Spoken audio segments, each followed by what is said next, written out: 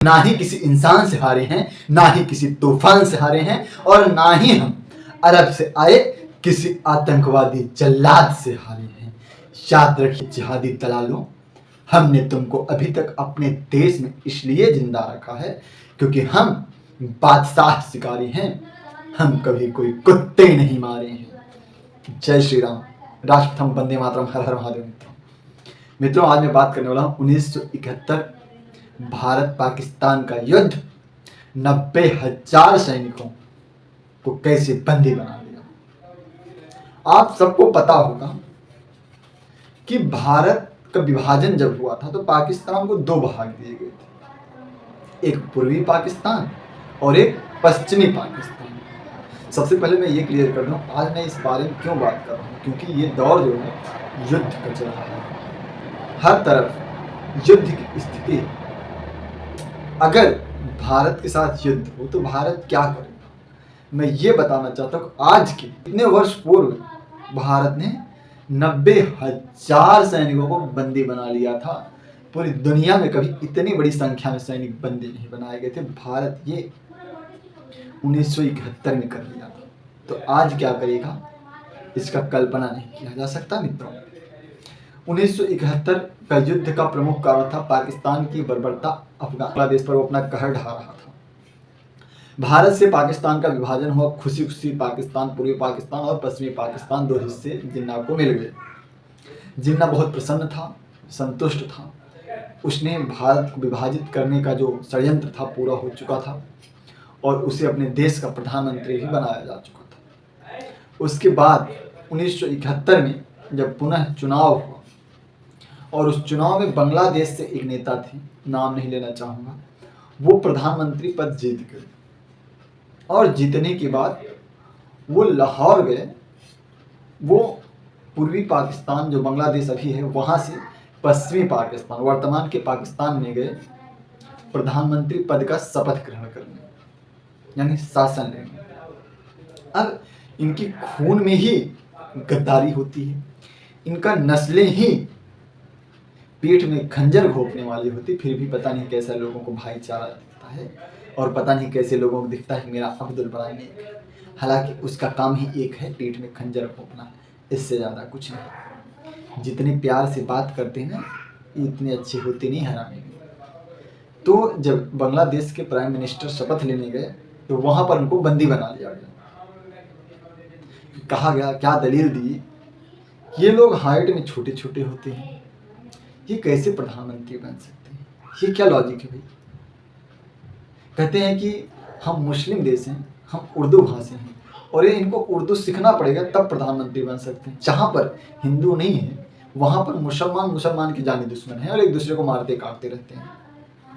फिर पश्चिमी पाकिस्तान ने अपनी सेना भेज दिया पूर्वी पाकिस्तान में और पूर्वी पाकिस्तान को पूरी तरीके से घेर लिया।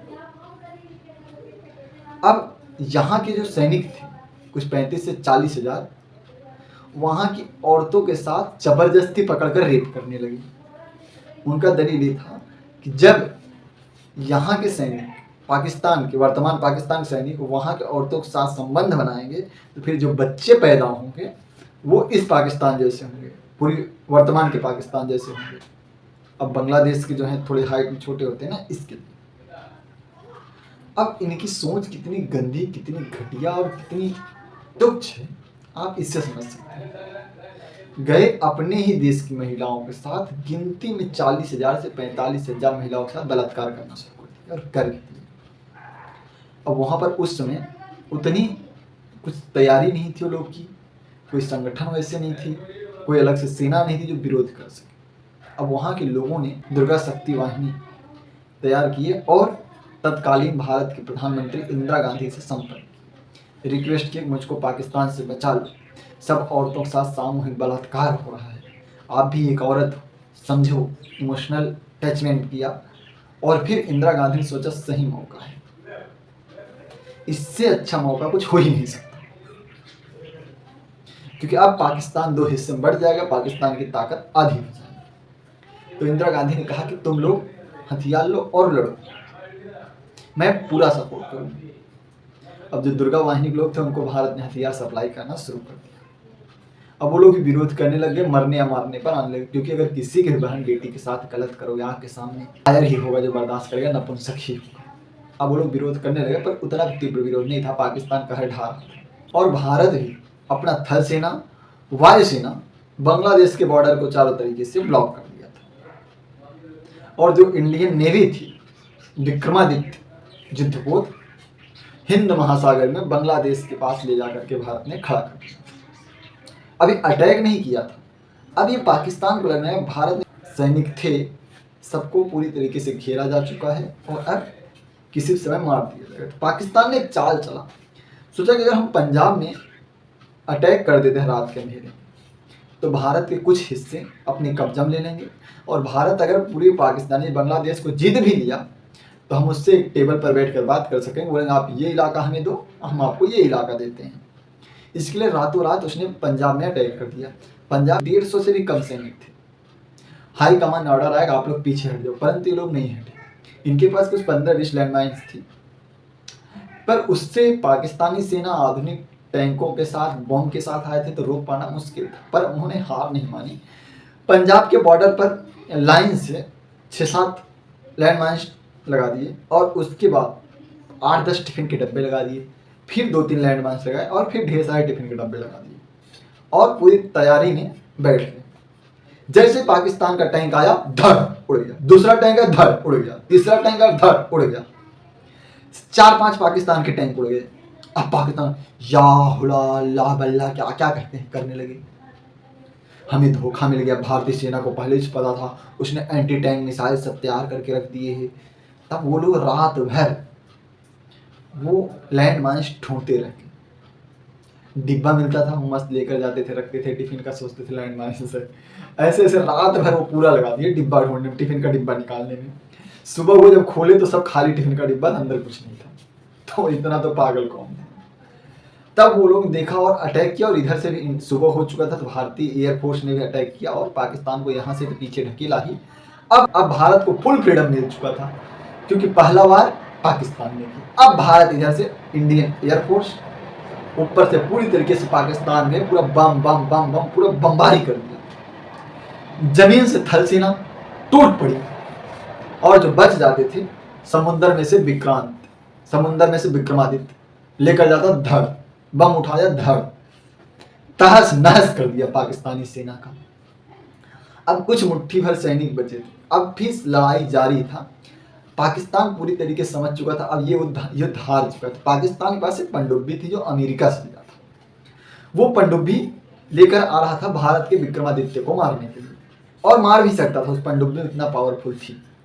अब भारत क्या सोचा, अपना जो विक्रमादित्य था लेकर गया, अंडमान निकोबार में छिपा दिया, और साउथ में एक हल्ला मचाया उड़ीसा के पास कि विक्रमादित्य जो है यहाँ पर आया है फूड्स वगैरह लेने के लिए।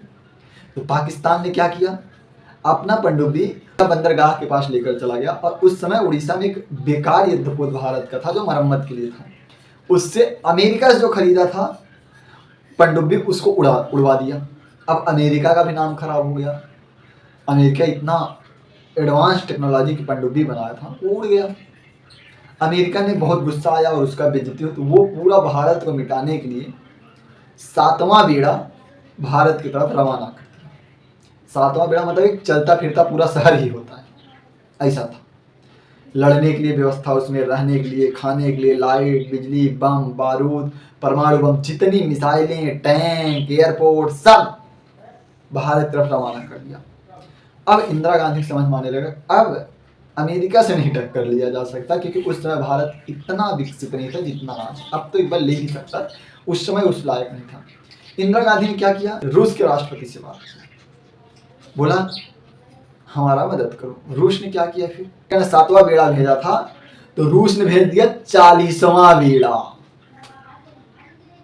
अब रूस का 40वां बेड़ा हिंद महासागर से क्रॉस करते हुए आया, अरब सागर को ब्लॉक कर दिया, और रूस ने अपनी सारी मिसाइलें ऑटोमेटिक मोड पर एक्टिव करके छोड़ दिया था, और उसने बोल दिया अमेरिका को कि मैंने अरब सागर के गेट के पास अपने 40वां बेड़ा एक्टिवेट करके छोड़ दिया, जो उसके रेंज में आएगा काम तमाम। अब अमेरिका के पता चला, अमेरिका का 7वां बेड़ा था, रूस का 40वां बेड़ा था। अमेरिका के हाथ पैर खोलने लगे और अमेरिका वापस। अब अमेरिका हेल्प लिया, मदद के लिए आ नहीं सका, कोई और देश पाकिस्तान का मदद कर नहीं सके।